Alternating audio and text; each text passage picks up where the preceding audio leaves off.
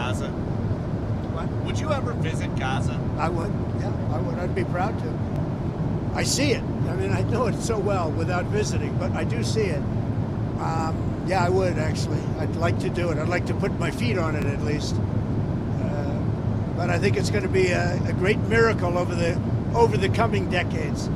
And you know, if you go too fast, that's not going to be good. You have to go at the right speed. You can't go too fast. Mr. President, Who are you with? I'm BBC, Tom Bateman, BBC, with the radio call. Nice accent. Thank you.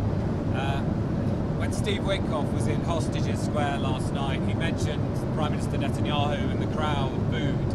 I wondered if you saw that and what you made of that. I also saw the crowd cheer when he mentioned Trump, like really cheer, and it's an honor. No, as I said, I think Bibi did a great job. I had some words with him a couple of times where I didn't agree, and he was always, he was the right guy at the right time. But are you confident, because many Palestinians will be concerned that after the hostages are handed over, that Israel might restart the war for some reason? I'm not worried about anything. I think we have a great deal, and it's a great deal for everybody.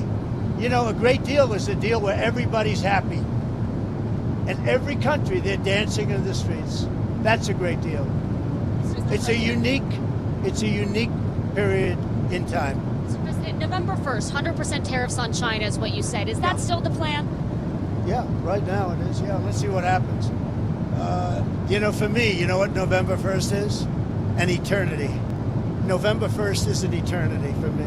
So there's For somebody else, it's right around the corner. For me, when I hear November 1st, it's an eternity. Go ahead. You had talked a couple weeks ago, you were doing an interview, and you talked about how you hope to end the war in Ukraine because it might help you get into heaven. How does this help? Does this help? I mean, you know, I'm being a little cute. I don't think there's anything going to get me in heaven. Okay, I really don't. I think I'm not maybe heaven bound.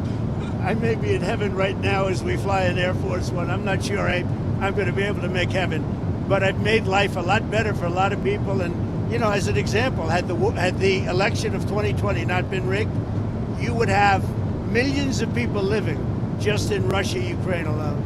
That would have never happened, and it didn't happen for 4 years. And I knew Putin very well. It was the apple of his eye. All the things I've said would have never happened. We had an incompetent administration. We had an incompetent president. And because of a crooked election, millions of people are dead.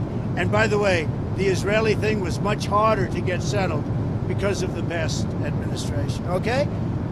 Rest, enjoy yourselves, say hello to your boss, and I'll see you guys, right? Good. So before you go, can you tell us about your conversations with President Zelensky? Did you talk about We had a very long-range good conversation missiles? this morning and yesterday. And he basically would like to, as you know, we are not sending any weapons. We're sending them to NATO, and NATO is paying, which is a big difference between Biden and Trump. Because Biden gave him $350 billion, and we didn't. We gave them nothing, but we gave them respect and some other things, frankly.